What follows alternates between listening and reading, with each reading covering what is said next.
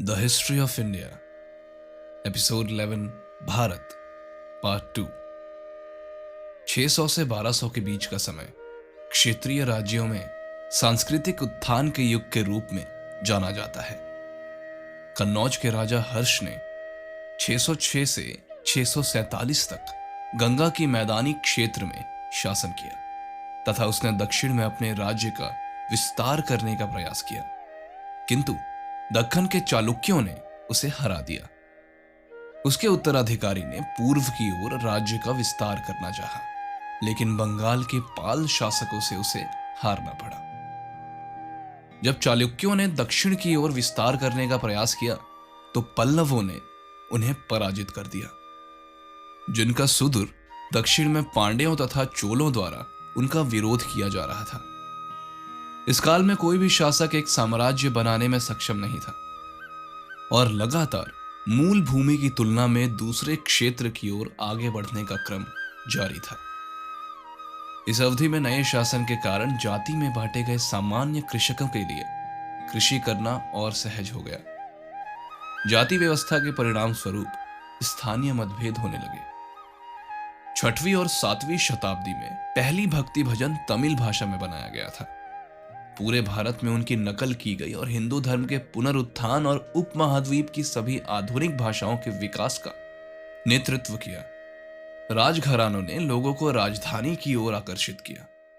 शहरीकरण के साथ शहरों में बड़े स्तर पर मंदिरों का निर्माण किया गया। दक्षिण भारत की राजनीतिक और सांस्कृतिक व्यवस्था का प्रभाव दक्षिण एशिया के देशों Myanmar, Thailand, Laos, Cambodia, Vietnam, Philippines, Malaysia और जावा में देखा जा सकता है।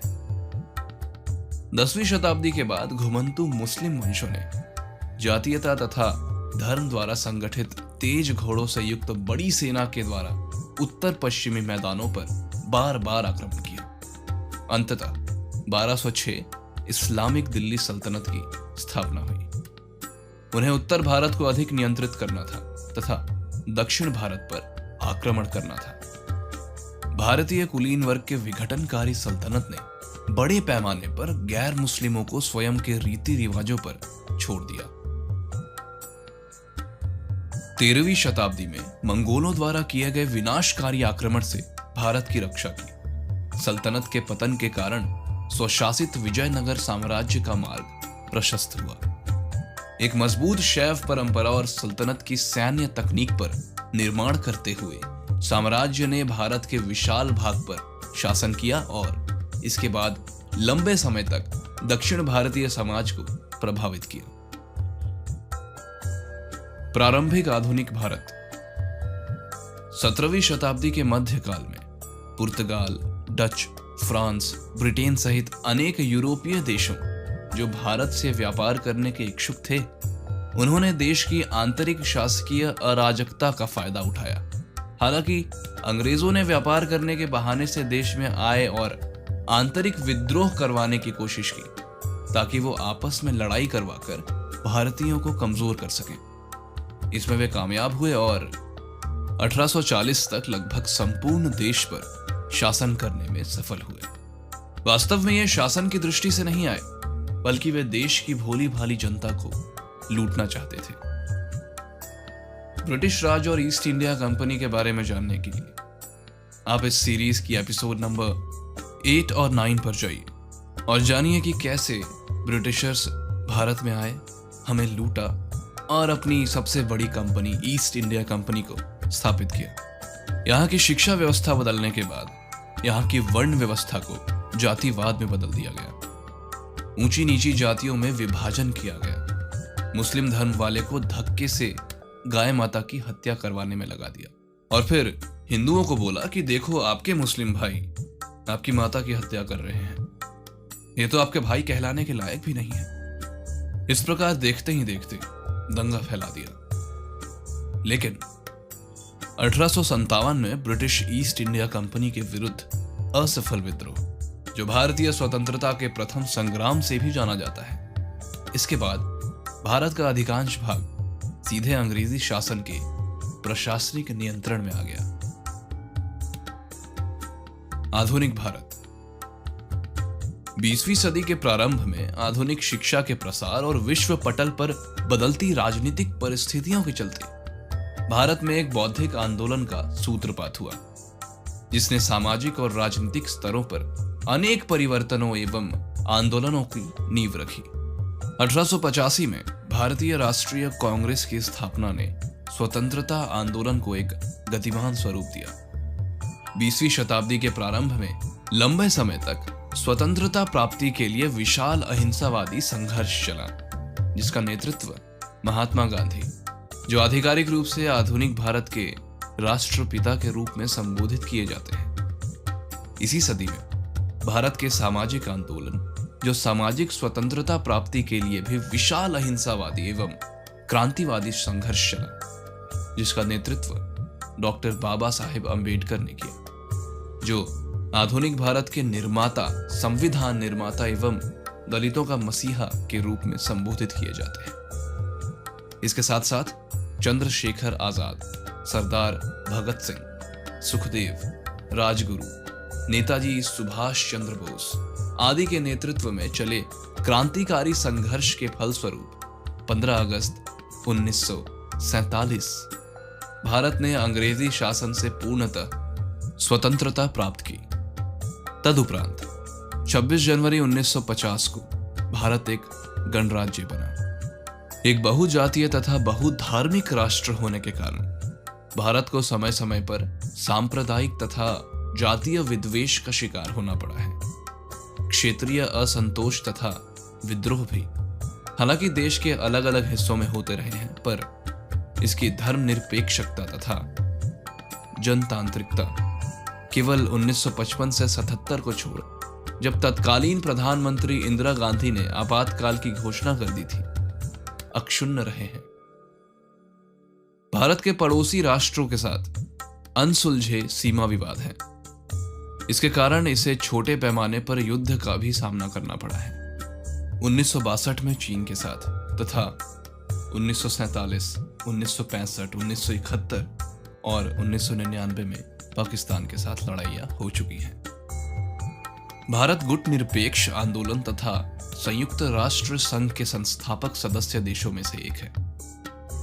इसका मतलब India is one of the founding member countries of non aligned movement and the United Nations. 1974 में भारत ने अपना पहला परमाणु परीक्षण किया था। उसके बाद 1998 में 5 और परीक्षण किए गए। 1990 के दशक में किए गए आर्थिक सुधारीकरण की बदौलत आज देश सबसे तेजी से विकासशील राष्ट्रों की सूची में आ गया है।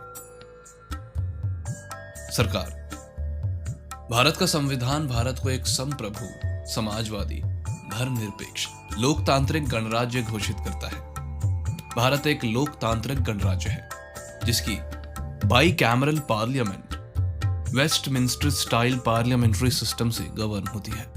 भारत का प्रशासन संघीय ढांचे के अंतर्गत चलाया जाता है, जिसके अनुसार राष्ट्रीय स्तर पर केंद्र सरकार और राज्य स्तर पर राज्य सरकारें हैं। केंद्र और राज्य सरकारों के बीच शक्तियों का बंटवारा संविधान में दी गई रूपरेखा के आधार पर होता है। वर्तमान में भारत में 28 राज्य और 8 केंद्र शासित प्रदेश हैं। केंद्र शासित प्रदेशों में स्थानीय प्रशासन को राज्यों की तुलना में कम शक्तियां प्राप्त होती हैं। भारत का सरकारी ढांचा, जिसमें केंद्र राज्यों की तुलना में ज्यादा सशक्त है, उसे आमतौर पर अर्ध संघीय सेमी फेडरल कहा जाता है। पर 1990 के दशक के राजनीतिक, आर्थिक और सामाजिक बदलावों के कारण इसकी रूपरेखा धीरे धीरे और अधिक संघीय फेडरल होती जा रही है। इसके शासन में 3 मुख्य अंग हैं: न्यायपालिका, कार्यपालिका और व्यवस्थापिका। व्यवस्थापिका या लेजिस्लेचर संसद को कहते हैं, जिसके 2 सदन हैं: उच्च सदन राज्यसभा अथवा राज्य परिषद और निम्न सदन लोकसभा। राज्यसभा में 245 सदस्य होते हैं और लोकसभा में 545। राज्यसभा एक स्थायी सदन है और इसके सदस्यों का चुनाव अप्रत्यक्ष विधि से 6 वर्षों के लिए होता है।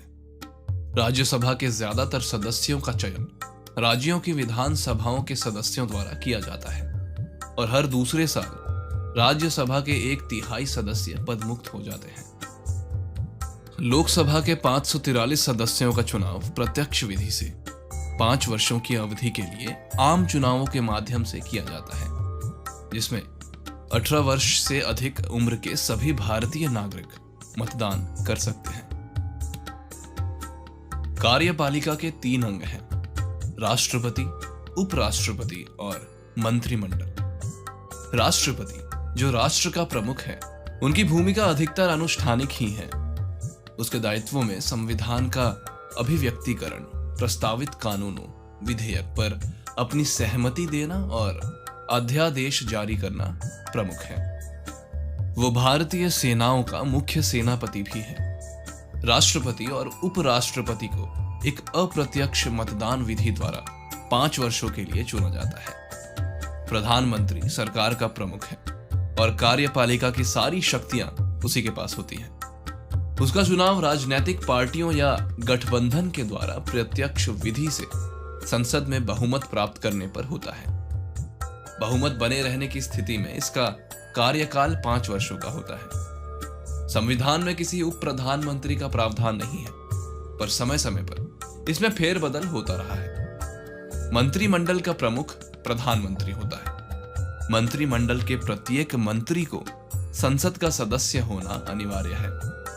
कार्यपालिका संसद को उत्तरदायी होती है और प्रधानमंत्री और उनका मंत्रिमंडल लोकसभा में बहुमत के समर्थन के आधार पर ही अपने कार्यालय में बने रह सकते हैं। भारत की स्वतंत्र न्यायपालिका की ढांचा त्रिस्तरीय है, जिसमें सर्वोच्च न्यायालय, जिसके प्रधान न्यायाधीश हैं, 24 उच्च न्यायालय और बहुत सारी निचली अदालतें हैं। सर्वोच्च न्यायालय को यानी सुप्रीम कोर्ट को अपने मूल न्यायाधिकार, ओरिजिनल ज्यूरिसडिक्शन और उच्च न्यायालयों के ऊपर अपीलीय न्यायाधिकार के मामलों दोनों को देखने का अधिकार है। सर्वोच्च न्यायालय के मूल न्यायाधिकार में मौलिक अधिकारों के हनन के अलावा राज्यों और केंद्र और 2 या 2 से अधिक राज्यों के बीच के विवाद आते हैं। सर्वोच्च न्यायालय को राज्य और केंद्रीय कानूनों को असंवैधानिक ठहराने का अधिकार है। भारत में 24 उच्च न्यायालयों के अधिकार और उत्तरदायित्व सर्वोच्च न्यायालय की अपेक्षा सीमित है। संविधान ने न्यायपालिका को विस्तृत अधिकार दिए हैं, जिनमें संविधान की अंतिम व्याख्या करने का अधिकार भी सम्मिलित है। So this was a wrap on this part of episode 11, Bharat. Hope you liked this.